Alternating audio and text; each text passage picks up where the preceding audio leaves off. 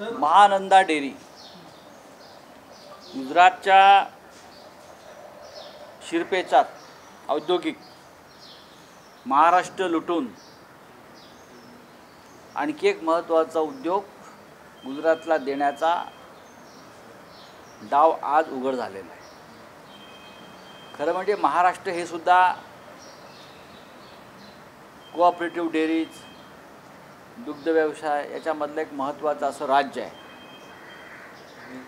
महाराष्ट्रामध्ये अनेक दुधाचे ब्रँड्स आहेत। महानंदा असेल, वारणा असेल, गोकुळ असेल, अगदी आमचे चितळे असतील, अशा अनेक आहेत। महाराष्ट्राच्या ग्रामीण भागामध्ये दूध उत्पादन, दूध डेअरी याचं फार मोठं जाळं आहे। त्यासाठी या राज्यामध्ये अमूलच पाहिजे असं नाही। कर्नाटकमध्ये अशाच प्रकारचा एक नंदिनी नावाचा ब्रँड केंद्र सरकारनं मारण्याचा प्रयत्न केला आणि त्या एका नंदिनी ब्रँडवर कर्नाटकची निवडणूक तेव्हा लढवली गेली। मला वाटतं महानंदा या संदर्भात जे मी आज पाहतोय, वाचतोय की महानंदासुद्धा गुजरातला न्यायचा प्रकार आणि प्रयत्न सुरू आहे। महानंदा ही महाराष्ट्राची ओळख आहे। ती ओळखसुद्धा आता पुसून टाकली जाते। यामागे कोण आहे? महाराष्ट्राच्या मुख्यमंत्र्यांना हा भ्रष्टाचार, हा घोटाळा दिसत नाही? महाराष्ट्राचे 2 उपमुख्यमंत्र्यांना दिसत नाही की अशा प्रकारे रोज महाराष्ट्रातून एक उद्योग, एक व्यवसाय, एक व्यवसाय खेचून उरबडून नेला जातो गुजरातमध्ये आणि तोंडाला कुलूप लावून बसलेले आहे? हे कसले या महाराष्ट्राचे मुख्यमंत्री आहेत? हे का महाराष्ट्राचे राज्यकर्ते आहेत? जे आपल्या डोळ्यासमोर महाराष्ट्र लुटताना पाहतात, ओरबडताना पाहतात, एक मुख्यमंत्री, 2 उपमुख्यमंत्री। या महाराष्ट्रासाठी काय तुम्ही ठेवणार काय आहात आम्हाला? या महाराष्ट्रातला शेतकरी, या महाराष्ट्रातला कष्टकरी,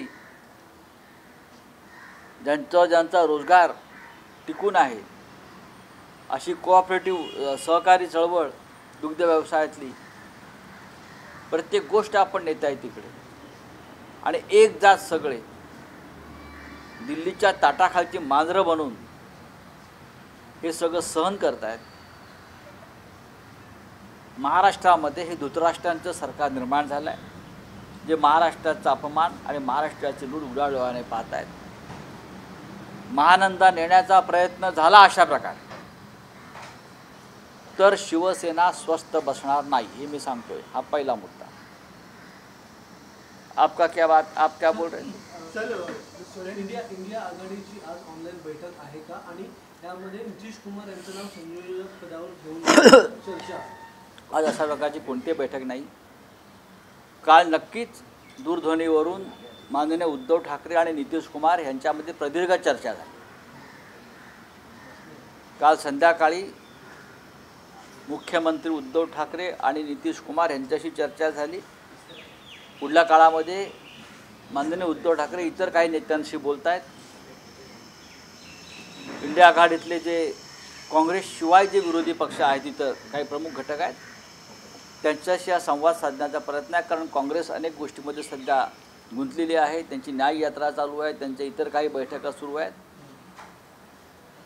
पण त्यांच्यावरती फार भार न टाकता इंडिया आघाडीचे संघटन बनवण्याची जबाबदारी प्रत्येकाने घेतली पाहिजे, ही आमच्या सगळ्यांची भूमिका आहे। आणि या संदर्भात काल नितीश कुमारजी आणि उद्धवजींशी चर्चा झाली। सर, लोकसभा जिंकण्यासाठी भाजपचा नवीन फॉर्म्युला वापरणार आहे, तो म्हणजे घाटकोपरमधील राम कदम पॅटर्न असं समजतं मला माहिती। सर, हेमंत सोरेन जो झारखंड के सीएम हैं, उनके करीबी सहयोगी के ईडी की रेड चल रही है, कैसे? अच्छी बात है, चलने दो, देख लेंगे। सर, सरकार का फिर से यू टर्न आया है, जैसे नोटबंदी की लाइन थी वैसे पेट्रोल की लाइन, उस पर यू टर्न आ गया। आप किस तरीके से देखते हैं सर? क्या देखेंगे? पूरे देश में हड़ताल हो गया है, पूरे देश में तनाव की स्थिति है। आपने देखा होगा महाराष्ट्र में क्या स्थिति है। हाँ, ट्रक ड्राइवर्स सड़क पर उतरे हैं, पुलिस पर हमले हुए हैं। देखिए, हिट एंड रन ये मामला गंभीर होता है। मैं उनका समर्थन नहीं करूँगा, उसका कोई समर्थन नहीं करेगा, लेकिन जिस तरह से कानून बनाया है उस कानून के खिलाफ ये सब लोग सड़क पर उतरे हैं। उनसे चर्चा होनी चाहिए थी। जैसे काले कृषि कानून बनाए, अब ये क्रिमिनल अमेंडमेंट लॉ बनाया है। आप अपने आप को क्या समझते हो? आप कोई कानून बना लेते हो, हमारे पर थोप देते हो। बात तो करो, चर्चा तो करो, मजबूरी समझ लो सबकी। आज दुपारी या मुंबईमध्ये अंगणवाडी कर्मचाऱ्यांचा प्रचंड मोर्चा आहे। आपल्याला माहीत असेल, संपूर्ण महाराष्ट्रातून 1 लाखापेक्षा जास्त अंगणवाडी कर्मचारी, शिक्षक हे आझाद मैदानावर येत आहेत। त्यांच्या मागण्या ज्या आहेत त्या वर्षानुवर्ष अशाच अधांतरी पडलेल्या आहेत। उद्धव ठाकरे मुख्यमंत्री असताना त्यात लक्ष घालण्याचा प्रयत्न केला, पण कोविडमुळे उद्धव ठाकरेंना त्यात फार काही त्यांना मदत करता आली नाही। अंगणवाडी कर्मचारी संपावर आहेत आणि आज त्यांचा मुंबईमध्ये विराट मोर्चा आहे आझाद मैदानावर। आम्ही त्यांच्या मागण्यांना पाठिंबा दिलेला आहे आणि आज 3 वाजता शिवसेना पक्षप्रमुख उद्धव ठाकरे हे आझाद मैदानावर जाऊन अंगणवाडी कर्मचाऱ्यांना संबोधित करणार आहे। ही आज आमच्यासाठी महत्त्वाची गोष्ट। संदर्भामध्ये रिटर्नच्या संदर्भामध्ये सरकारला झुकावं लागलंय पुन्हा एकदा, जसं की शेतकऱ्यांसमोर झुकलं नाही, सरकार ज्या घिसाडगाईनं कायदे बनवत आहे आणि जनतेच्या माथी मारत आहे त्याचा परिणाम आहे। हे सगळे कायदे विरोधी पक्ष संसदेमध्ये नसताना मंजूर करून घेतले, आपल्याला माहीत असते। विरोधी पक्षाला निलंबित करून त्याच्यावर चर्चा न घडू देता अशा प्रकारचे अनेक कायदे जेव्हा मंजूर केले जातात तेव्हा अशा प्रकारे जनतेचा उठाव होतो। केजरीवाल ईडी ने एक बार फिर केजरीवाल को सम्मान किया, वो आज नहीं जा रहे, लेकिन बीजेपी ने तंज कैसा है कि केजरीवाल आखिर किससे डर रहे हैं? मैं केजरीवाल जी को पहचानता हूँ, उनकी हिम्मत और जिगर हमें मालूम है। केजरीवाल किसी से डरने वाले नेता नहीं है, लेकिन आप गलत करेंगे, हाँ, आप मिसयूज़ करेंगे एजेंसी का और नेताओं को ईडी के दरबार में और दफ्तर में बुलाकर अरेस्ट करेंगे तो हम विरोध करेंगे।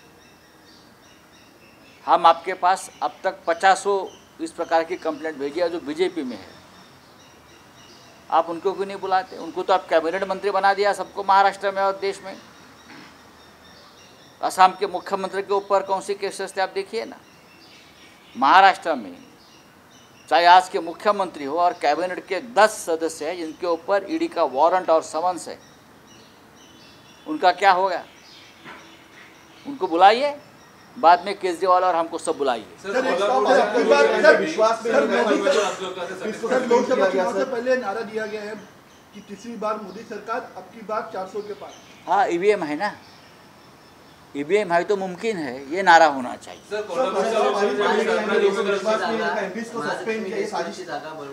आज आदित्य ठाकरे यांनी त्याच्यावरती जो स्फोट केलेला आहे तो अत्यंत धक्कादायक आहे। संपूर्ण महाराष्ट्र, मुंबई अशा प्रकारे लुटण्याचा आणि बिल्डरांच्या घशात घालण्याचा हा एक प्रयत्न आहे आणि शिवसेना तो होऊ देणार नाही।